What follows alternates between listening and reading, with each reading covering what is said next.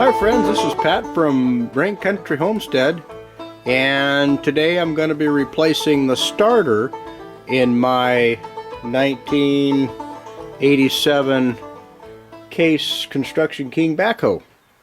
My son drove it over here the other day for me. We were using that over there at his new place, and he parked it, and I went to start it up the other morning, and the starter was haywire in it. So I took it out, and oh shoot, I'm thinking this is the Bendix. It's probably not, but anyway, the cogs on this old unit were all shaved off, where the actual flywheel was, apparently this was engaged all the way, and it just the flywheel just chewed up the teeth on this old starter. So I had a real good feller rebuild this for me. He does a real fantastic job, but everything inside inside here was just fried. I'm not sure if the switch had stayed in the on position, which engaged power to this shaft here. When you hit the starter, it supplies power to the starter solenoid here, and then it runs the shaft forward and engages the flywheel on the engine, which starts the engine. Well, I think that stayed in the engaged position, possibly by the starter switch not releasing. You know, in your starter switch, when you go to hit the ignition, it should spring back. So I went ahead and got a new switch, and I went ahead and got a new starter. But while I was waiting for this starter to come in, I went ahead and had this one rebuilt. But like I say, everything was junk inside of here. It was all fried. On the back side, when I went to go inspect to take the cover off of the side of the engine there on the backhoe, this plate here was only hanging on by that screw right there. And incidentally, all the guts inside this starter solenoid, I hope I'm saying that correctly, was kind of hanging out, so I didn't know what parts were missing and what parts were broke. So I went ahead and had this unit rebuilt, and then also just bought a new one to keep on the shelf in case something like that happened again. The extra one I bought was a little bit different serial number, but everything looked like it matched up okay. As you can see, that this one here just has the positive terminal, and that goes straight to the battery.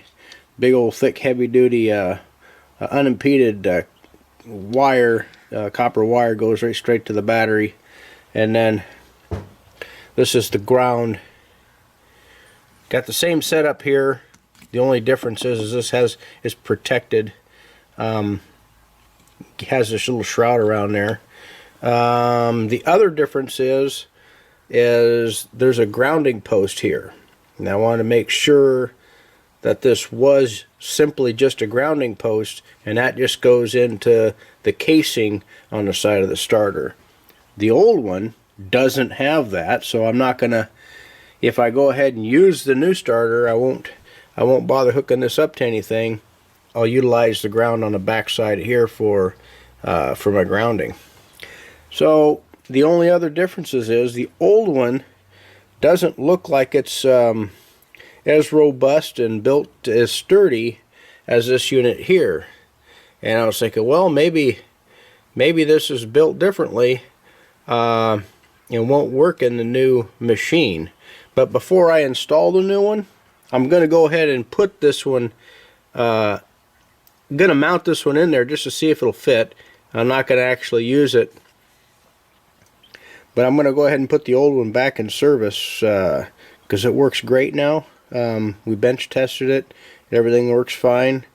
We hook up these two terminals and this runs forward smoothly like it should. So anyways, that's what I'm up to today. We'll go ahead and take you out to the backhoe and show you what we have to do to get set up to get this project done. Okay, here's my old trailer, or my old tractor. It's a Case 580E Construction King Extend-A-Hoe with a ropes cab. It's got a heater in it, which is the best thing around rain country.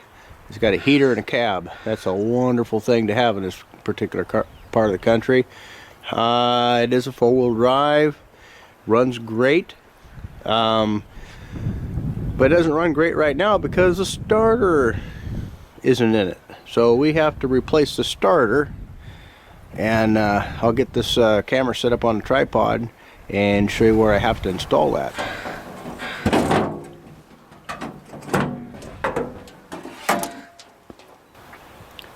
So right in there is where the starter goes. I got all the wires and everything like that. All the hot leads are secured and taped up. Got all these in the clear. There's the hot lead from the battery. I got that secured so it won't arc anywhere. I got it set in out of the way so it won't cause us any trouble. Here's the ground lead, and these also go on the positive terminal, on the positive lug on the starter itself. Oh, so here's the flywheel. Right there it looks like it's in really good condition, but I need to, I don't have to, but it's a good idea to rotate that flywheel around. I'll mark the flywheel with a pin or some sort of marking on here, and then turn the crankshaft over by hand and inspect the flywheel for any missing teeth on the flywheel.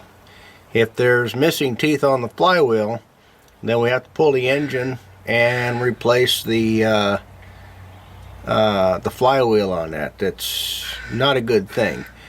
So, from what I understand, the flywheel is made up of harder material than the starter, than the 13 tooth engaging cog, I guess you'd call it for lack of a better term. It's the cog that runs forward to catch the teeth on the flywheel to go ahead and start the engine.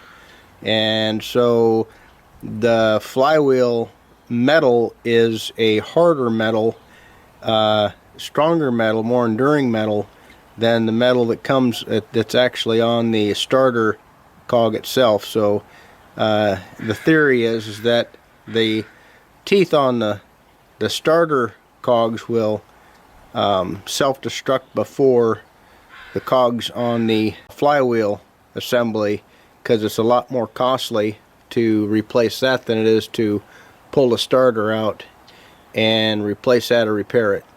As you could see, it wasn't a whole lot to get to the starter. It's just 2 bolts coming in there and disconnecting the leads from the ground, and also from the just to remove the starter itself. There's just two bolts, one there and one up above the dipstick there, or just down below the dipstick. To remove the starter, there's 2 bolts in there. Well, here's a breakdown of the starter for the backhoe, and as you can see, all the different parts that are installed in this thing. Part number 14 that you can see right there as a starter solenoid. That part was bad. The spring coming off of that was also bad. It was burnt in 2. Oh, the part number 4 there, you see, that's got a around the outer edge of that's all copper, and it was all burnt up, so he replaced that. The shaft here, it was burnt up a little bit. The guy that I had do the work, he replaced the brushes on the inside right here. There's little square brushes that run through here. He replaced those for me, so that's all new. So this part here on the end, that part is this part that shoots out here. this part right here, it was all chewed up. That's this part up in here. So this whole unit here had to be replaced. It was all bad inside. So anyway, the used starter I have now should be really good. You know, he just tested all the windings and everything. Everything worked out good. We bench tested it. Everything's fine. So now I got to remove the front of the, the front grill plate assembly off of the front of the machine. And so that's what we'll do to get started here. I just wanted to make sure that I hadn't botched up any of the names there. I think I got it right. So anyway, again, these videos here, it's just a compilation of what me and Heidi are doing here, and it seems like everybody kind of likes the ride. So we're learning from other people, and hopefully people can learn from us as well. So here we go.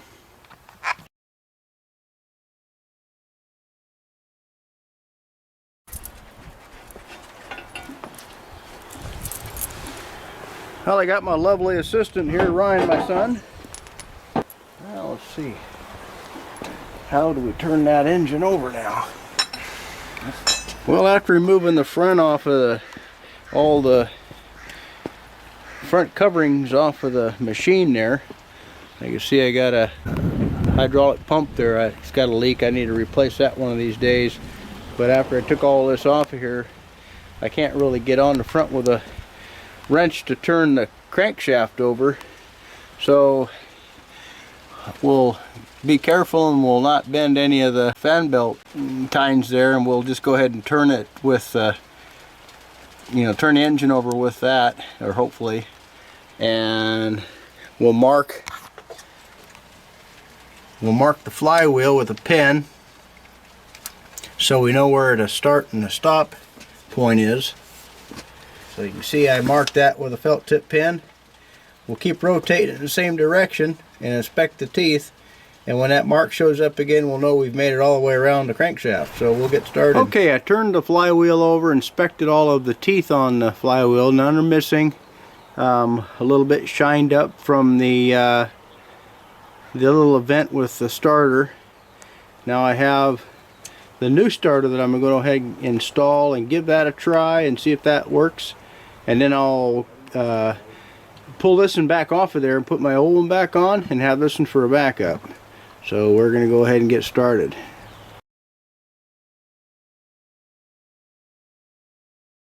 See, there's a bolt up here you want to tighten down first. Sure. You can size that up, make sure it fits that first. It's easier to get to. I'll work on the front here.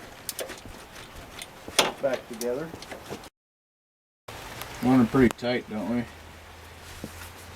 Yeah, you don't want to start trembling and put cheater bars on it, but.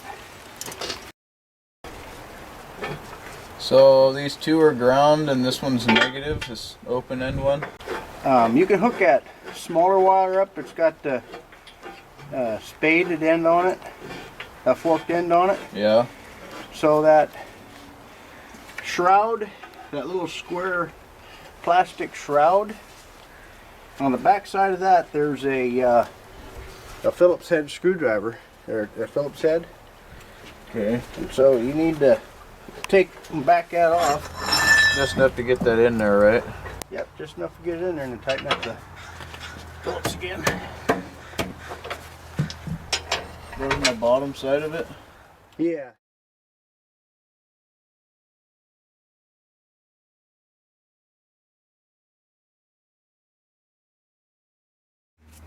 Clean these contacts up here with a wire brush because things get corroded pretty bad around here. I'm going to make good contact when that starter starts up so there's no resistance in the contacts between the starter and the ground there, the battery positive and the ground. And we'll put some no locks on there. That keeps it from oxidizing.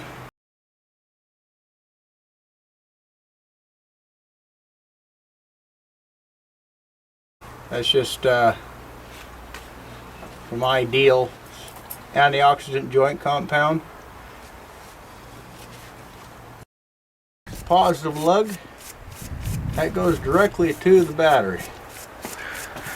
Clean that up with a wire brush. Put some antioxidant on it. Actually, Ryan, let's see. You got your pocket knife on you? Yeah. You gotta be careful about it not hitting the ground with this thing. You get yourself a surprise. There you go. Thank you, sir. Now, so I cleaned the bottom of that up. There's antioxidant on this other last lug, so I'm going to hit that real quick. Okay, there's no sparks. That's a good sign.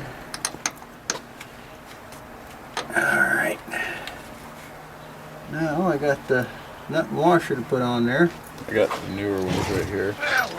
Keep those 11/16 all that.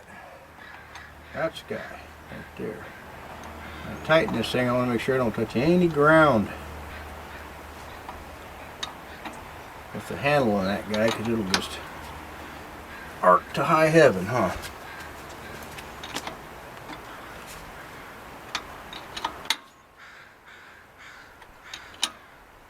Okay, we got that good and secure. Now the moment of truth, huh?